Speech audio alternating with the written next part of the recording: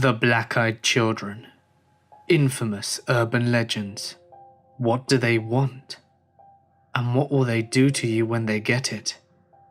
Please join me in welcoming Hellfreezer in our quest to find out. So get comfortable and let the darkness take control. I was working in Oregon. I worked for a company that handled the customer service member privileges point of sale systems between Planet Fitness, and I was checking in on a few locations. Since Planet Fitness is a 24/7 establishment, I had to cater to all the shifts and would show up to each club multiple times during day or night. One night, approximately 11:30 p.m., I was heading to the PF location in Beavington, Oregon. My rental car had Bluetooth capabilities and was currently playing a Coast to Coast AM episode throughout the car's speaker. This particular episode was a talk about the Jinn. I don't know how the topic came on, but I remember that someone brought up the Black-Eyed Kids phenomenon, and the person who was speaking said that it could be related to the Jinn. Looking back, that was a serious coincidence, because what happened when I arrived to the club chilled me to the core. I'm a smoker. Nasty habit, but it's my vice. When I arrived at the club, I decided to smoke in the parking lot, with the driver's side window open on my rental, so that I could continue to listen to Coast, and not be in the car because rentals can fine you a couple of $100 for smoking inside.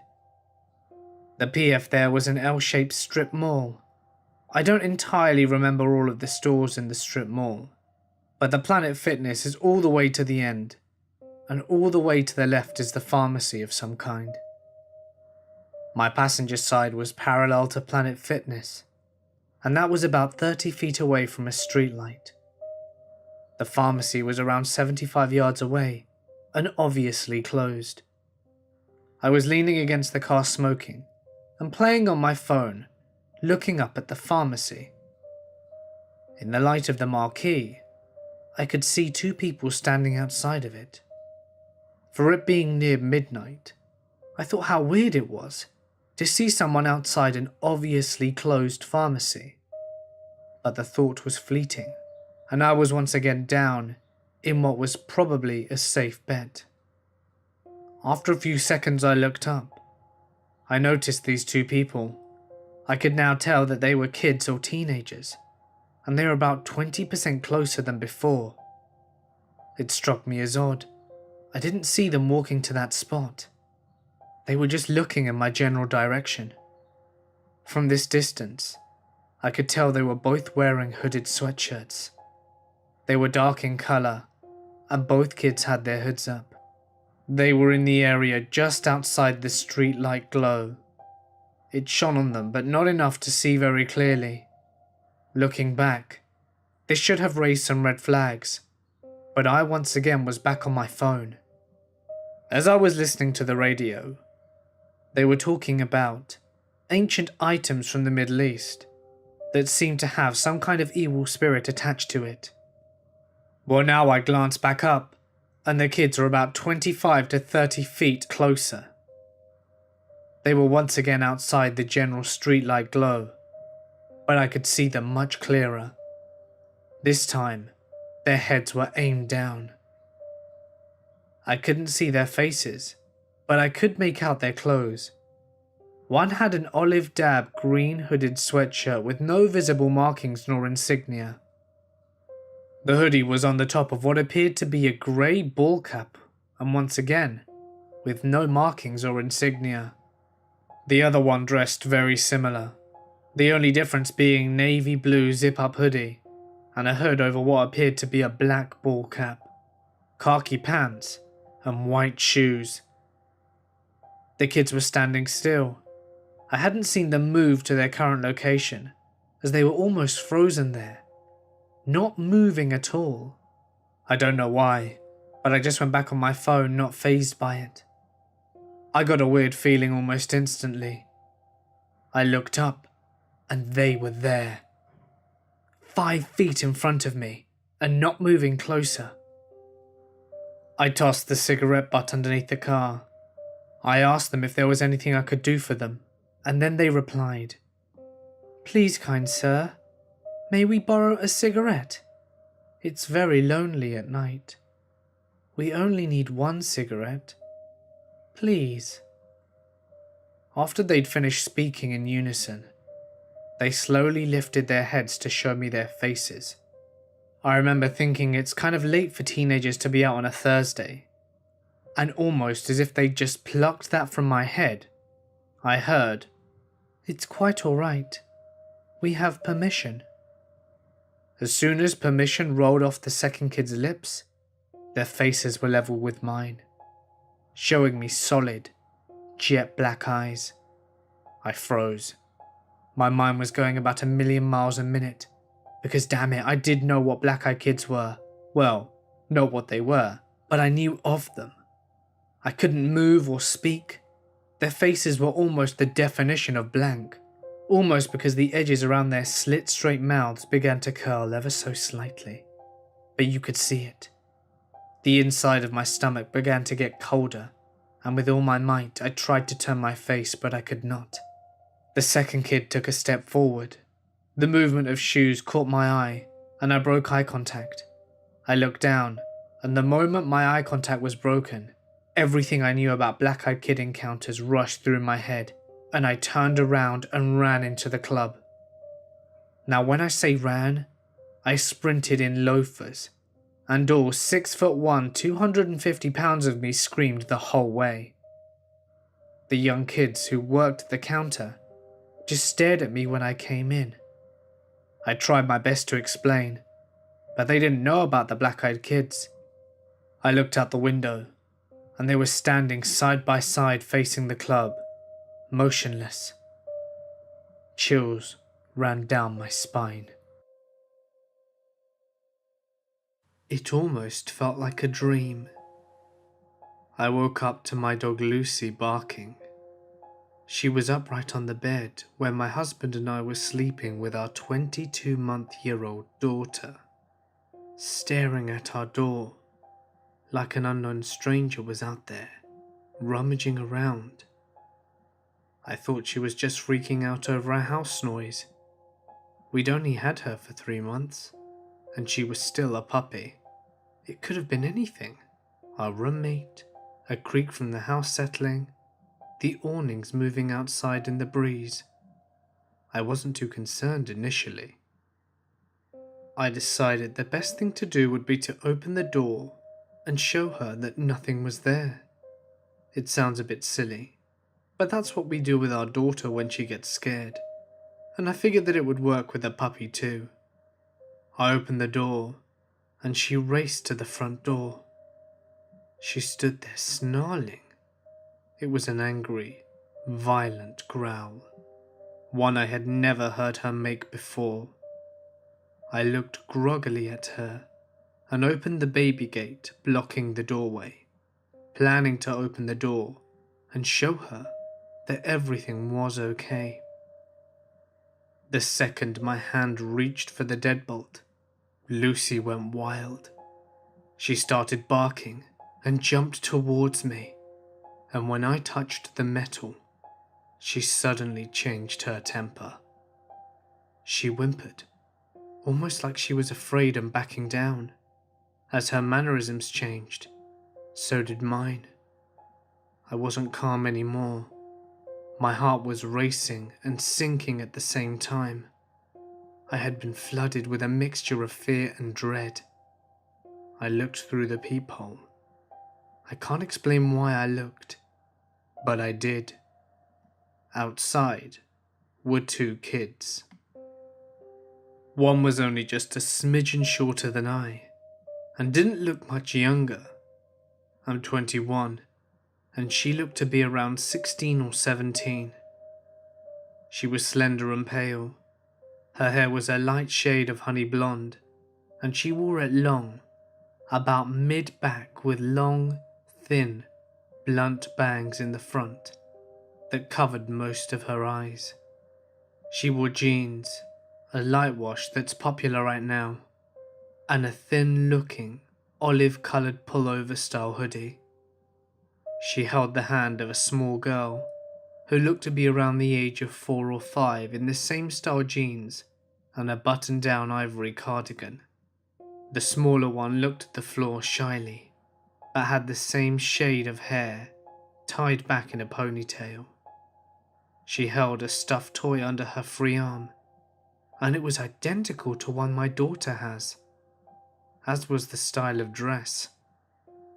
Had it not been for the feeling of overwhelming dread and fear, I probably would have asked these children to come in, as well as given them a hot beverage to get them out of the bitter cold.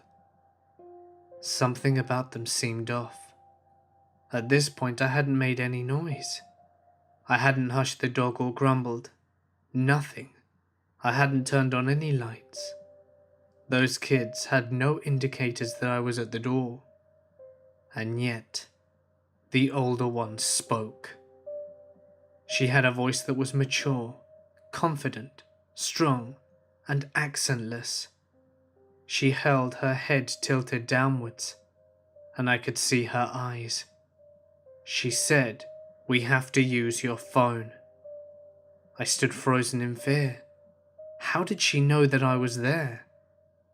She raised her head to face me directly, and that's when I saw her eyes. There was a reason I couldn't see them through her bangs before. They were black, or midnight blue, or a dark, dark purple, but nonetheless they were otherworldly. She said, "Our mother is worried."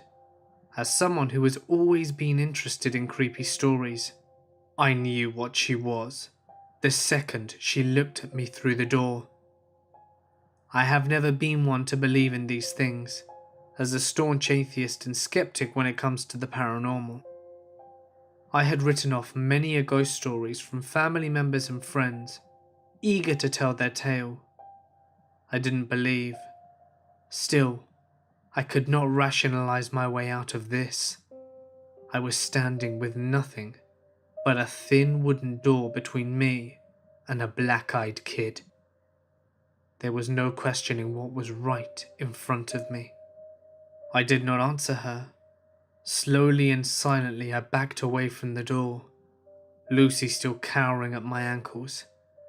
She kept talking. "Just let us in and use your phone."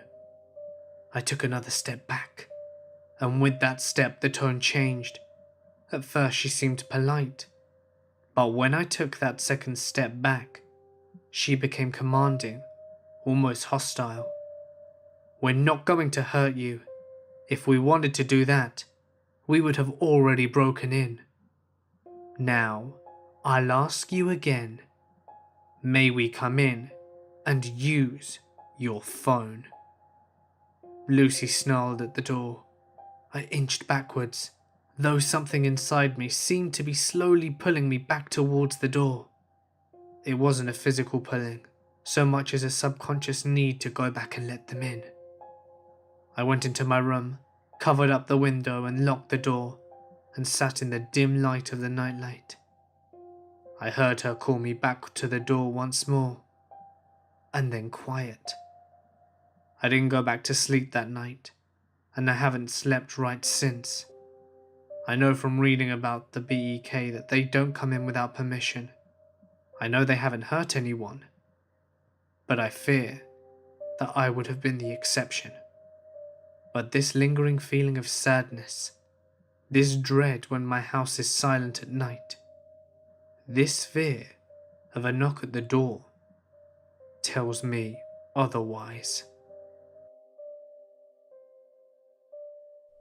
Last night was like any other night. I was switching between listening to music and watching YouTube videos, with one headphone in so I can hear my infant daughter if she cries. That way my wife can get a full night's sleep. She works at 4 a.m. at the hospital every day. But I decide to go lay down in the spare bed in the baby's room. Just as I dozed off, I heard a thumping coming from the front porch. Startled at first, I opened my eyes wide and scanned the room. Realizing it was most likely my cat scratching himself on the front porch, I dozed back off. And then again, the thumping. Damn cat. I got out of bed to run him off the porch, only to see he wasn't there anymore. Now that I was up again, I wasn't the least bit tired. I figured I'll just get some tea and check Facebook while I'm up. Maybe finish the web series I was watching on YouTube. A few minutes into the video, I felt the sudden urge to look up at the kitchen window. There they were. The tops of two short-statured people's heads, cresting the stairs just above my window frame. The people were just short enough to not see in the window, but I could see out. I heard no footsteps on my porch as my stomach turned. But the knock. The knock was a steady, hollow thump. The very same thump I had just blamed on my cat. Deciding it was best not to answer, I shut my laptop and crept by the door back to the baby's room. I assumed it was some of the people from the low-income housing across the road from me that were high or hiding from the cops, or maybe looking for my cousin who stays with me often and has many friends over there. The last thing I needed was to try to explain to two stoners that I was trying to sleep even though it was 2 a.m. It wasn't until I got to my daughter's room that the creepiness set in. The thump had moved from the kitchen to the bedroom windows. Both windows. A room apart, thumping in perfect time. These stoners were going to wake up my daughter if I didn't run them off now. Pissed off, I went out to the kitchen, unlocked and opened the door, ready to run around to the side of the house and kick some little idiot's ass. It happened then. Standing there looking up at me were two 10 or 11-year-old boys. The feeling of dread and the smell of mold almost made me vomit. The smaller of the two then spoke. "May we use your telegraph?" Huh? I just stared blankly at these boys, horrified of what I then realized. Their eyes were pitch black. He asked again to use my telegraph. There wasn't a sound to be heard, no crickets chirping, no dogs barking, no cars driving by, nothing. I tried to play it cool and ignore the fact that he didn't say telephone, or phone, or cell. Anything that would have made sense of the situation, and calmly replied, "I don't have service at my house. Sorry." The expressions on their faces turned to rage as I finished my sentence. Swiftly I shut the door and locked it as quickly as I could, then stumbled back to protect my daughter. I picked her up from the crib and held her close.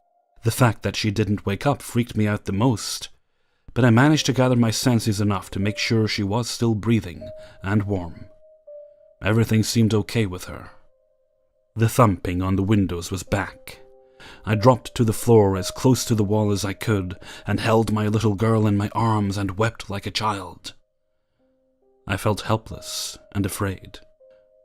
I lay there for what felt like hours and hours, crying and shaking until I heard it. My wife's alarm clock. The thumping stopped the instant the alarm went off, and I crept into the master bedroom with the baby. "What's wrong with you?" my wife asked. "I just had a bad dream," is all I could mutter out. "Okay, well, give me the baby so I can feed her before work." I handed my wife the baby, and she fed her like any normal day. I turned on every light in the house and made coffee for her. For some reason, just having her awake calmed my nerves enough to pretend like nothing happened. I walked her out to the car nervously with the baby in my arms. I asked her not to leave until I was back in the house. She was put off by the request, but did so to humor me. Once I was safely in the house, I locked the door again. And in the house I sat horrified until she got home. I insisted we go to the next town over and stay the weekend at my brother's house. And here I sit, horrified while she sleeps in the guest room with my daughter. I'm afraid. And I'm sorry. Let me preface this by saying, I am by no means a writer, just a domestic engineer living in North Texas. Also, I don't believe in paranormal ghosts, demons, or aliens or whatever. However, I did have an event happen to me this Halloween. I have to admit, it's had me scratching my head ever since. So it had been a slow trick-or-treat night in our neighbourhood that evening, which is pretty odd in itself. We usually have kids from different areas drop off in ours and constantly parade at our door. That night, I'd say we had no more than 8 to 10 groups of kids. It was around 9:30, and my husband and I were sitting in our family room watching some of the ghost shows based on, supposedly, actual events. Like I said, I don't believe in that kind of stuff, but I do like a good ghost story now and then, and it is Halloween after all. We hadn't had any activity at the door in over half an hour. It was getting late, so we decided to turn the porch light on and let our dog Chloe out of her crate. Chloe is an American bulldog and is very docile. We only put her in the crate because we were afraid she'd try and get out and play with all the other kids, and I didn't want to have to chase after her down the street. I also didn't want her scaring or intimidating the kids, because she can be a little scary. So I turned the outside light off, let Chloe out, and she followed me back to the couch and lay down on my feet. It was getting close to 10 PM when my husband decided he'd had enough fun for the night and was going to go upstairs, take a shower, and get ready for bed. After all, it was Thursday, and he still had to get up early for the next day. Our teenage son was out with his friends at the local haunted house and wasn't expected back for at least another hour or so. So that left me alone on the couch with Chloe. Now, just because I don't believe doesn't mean that those shows don't freak me out a bit. And being alone now, I have to say I was kind of on edge watching the TV. It wasn't long until I heard the upstairs shower turn on, when the light came on in the patio. Knock, knock, knock at the front door. My initial reaction was, what the hell? Really? It's almost 10. Go home. But soon an uneasy feeling came over me. Why the knock? Our doorbell glows in the dark, and without the porch light, it would have been extra obvious to everyone there. I paused. I couldn't really just ignore it. Our front door had a big glass panel, and everyone right by the door could easily see inside and know that I was just sitting there watching TV. It would have been rude for me not to answer. Just before I get up, knock, knock, knock, again from the door. I glanced down at Chloe, but she was gone. My gaze followed her usual path to the front door, expecting her to be on her way there as she normally does. Nothing. She wasn't there. I stood up to look around the room and found her crouching by the back door, like she was wanting out. However, she needed to ask to go out like that. She always comes to lick my hand or puts her head on my knee. This was very out of character for her, and I have to say it heightened my anxiety. Chloe? Crate, I said. She just turned back to look at me like, hell no, lady. I ain't moving. I yelled up to my husband, but if he was already in the shower, I knew there was no chance of him hearing me. Knock, knock, knock. About the time a car drove by our street and cast enough light on the door for me to see the silhouettes of 2 small children through the glass. I instantly felt relief. It was just some kids, probably a couple off my neighbourhood on their way back home and wanted to stop by and show me their costumes or something. I headed for the door, and looked back to make sure Chloe wasn't following.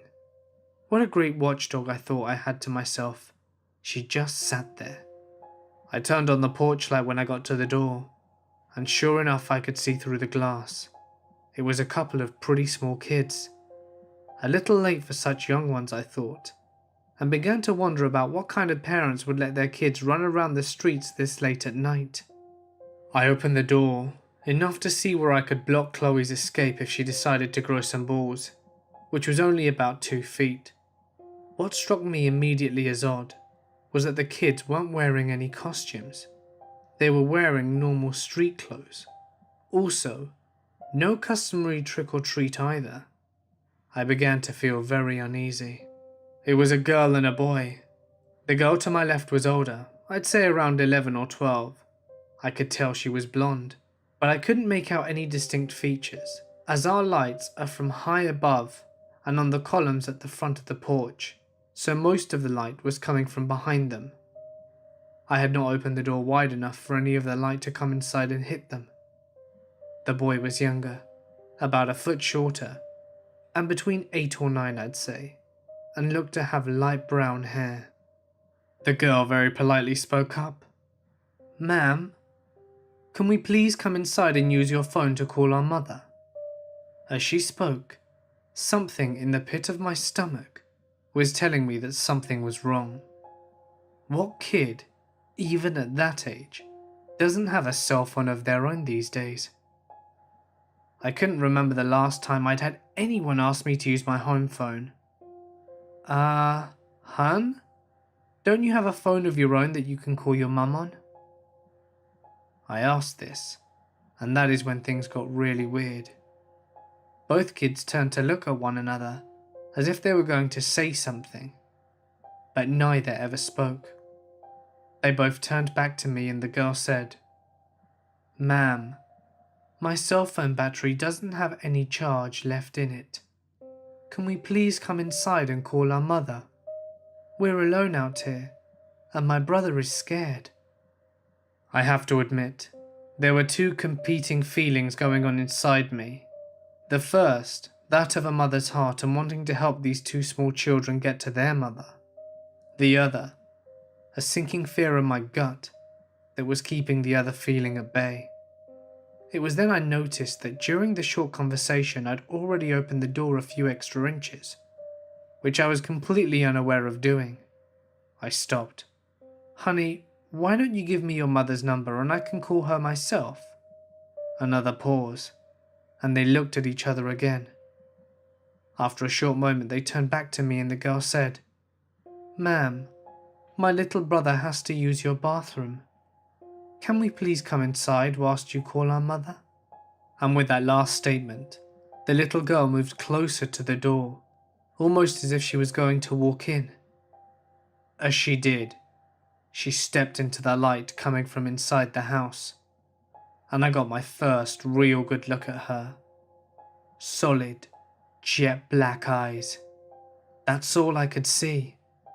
That motherly instinct was gone and replaced by terror I don't think I've ever felt before in my life. I could feel every hair on my arm and back of my neck standing at attention. I closed the door to where my face was just able to stick out. The little girl stopped again and pleaded, "Please, ma'am, we're really scared and alone out here. We have to come inside. Please, help us."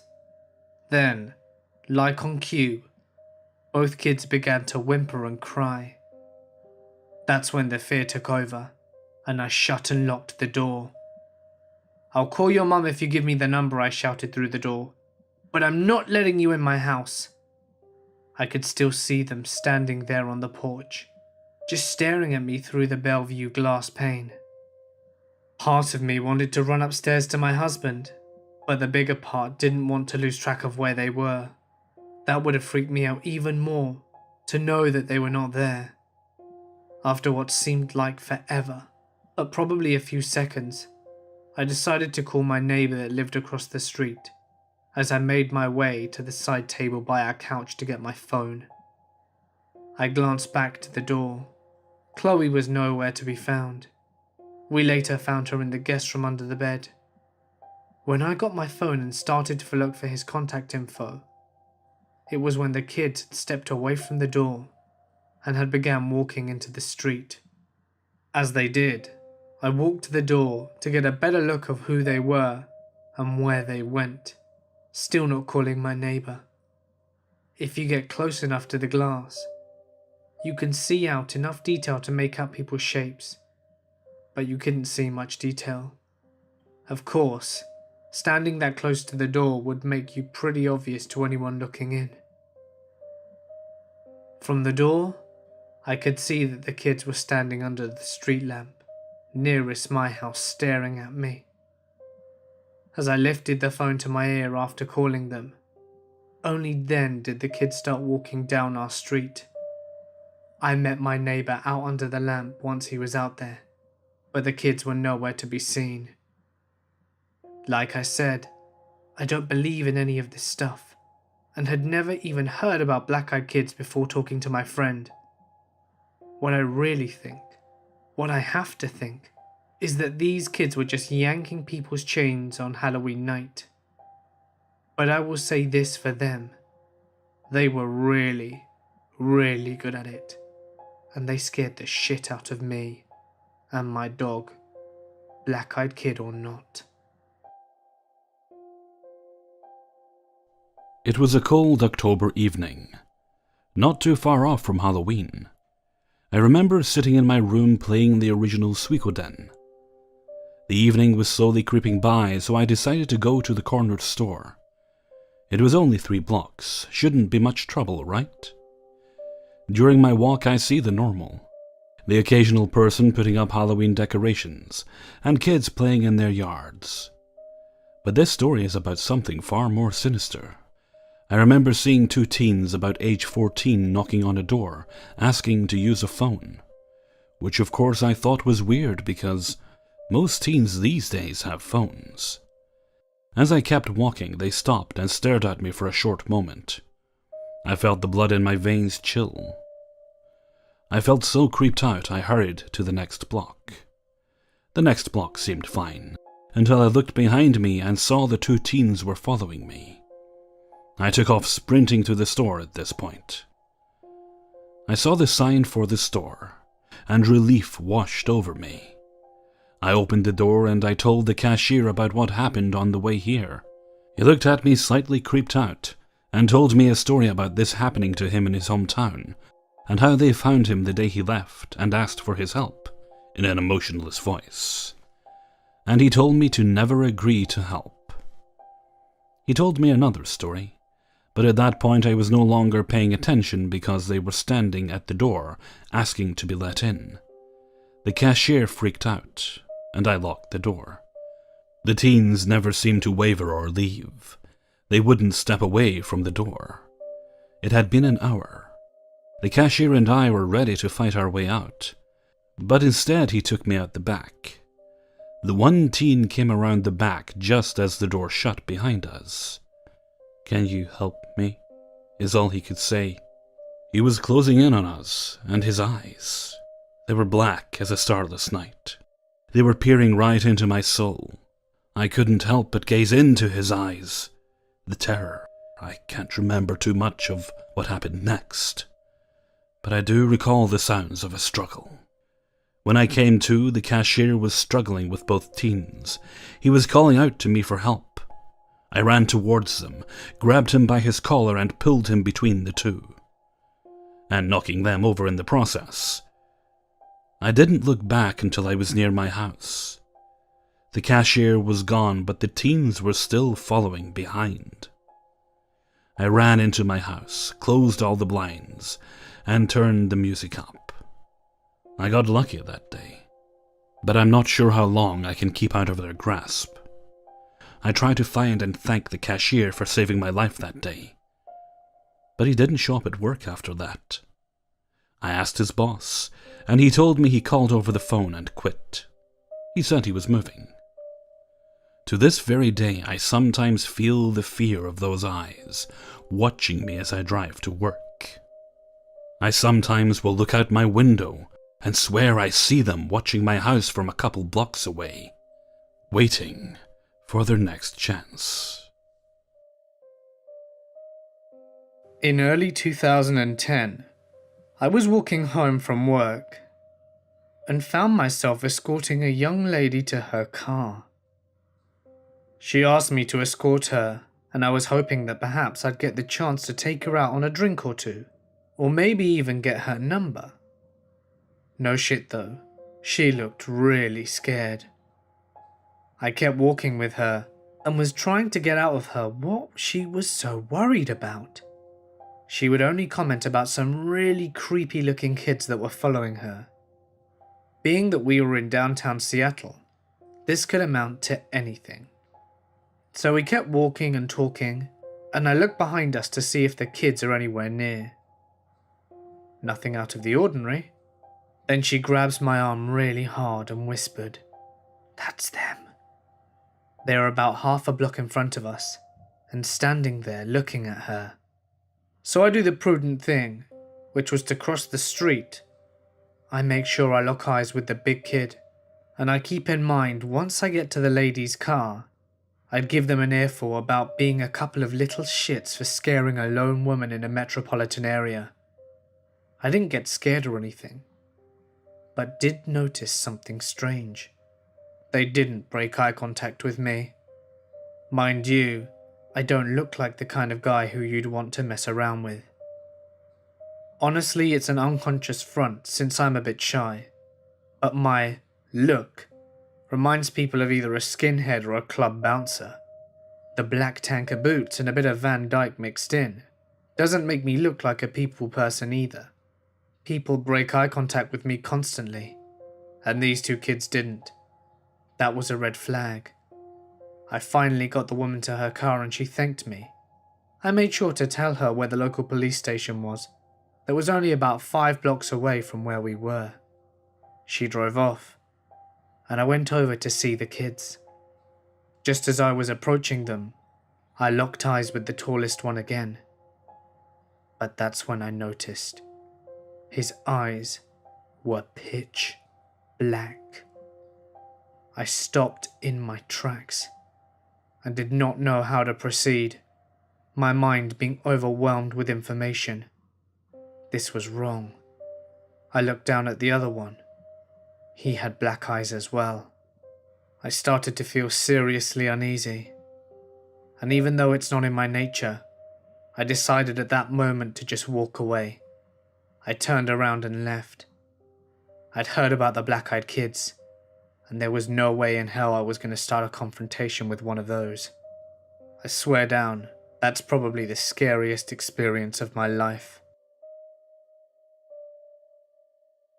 On March 4th, 2008, I had my one and only encounter with a black-eyed kid. Before my experience, I had never heard of anything having to do with their black eyes. I was 12. I was sitting outside of a hairdresser's in an old Chevy pickup, waiting for my mother to get her hair cut. About 15 minutes had passed, and I saw some kid walking back and forth along the sidewalk in front of my parked car. At first, I thought I recognized him as one of my friends from school, so I banged on the front windshield until he looked my way. When he turned, I realized it wasn't anyone that I knew. At this point, I wasn't scared at all. Not yet. The boy walked over to my side of the car and just stares. I get a good opportunity to look at him, and I am drawn to his midnight eyes. They freak me out. If you have never seen a black-eyed kid, you have no idea what to imagine. Pupils as black as the night sky. The boy whispers, "You must let me in." And then I lock the car and duck down into the space below the seats. I heard a light tapping on the window, but I ignored it. And after about 5 minutes he was gone. When my mother got to the car, she told me that a boy had gone to the window of the hairdresser's and had been asking my mother for her keys. She refused, and eventually he went away. I'm so happy nothing worse happened that day. Hey guys, it's Mort here, and thank you so much for listening. I'd like to extend a huge thank you to Hellfreezer for helping me out with this video. Please remember to smash that like button and subscribe, as you won't want to miss what I have in store for you next. What are your thoughts on the Black-Eyed Children? Who are they? What do they want? And what do you think will happen if you invite one in? Let me know in the comments section below. Remember that if you have had a creepy or paranormal experience that you wish to share, feel free to send it to my email, which you can find in the description. You can also follow me on Instagram and Twitter at The Mortis Media for some secret stuff you won't find anywhere else. But anyway, for now guys, I'm going to sign off. Stay awesome, and I'll see you in the next one.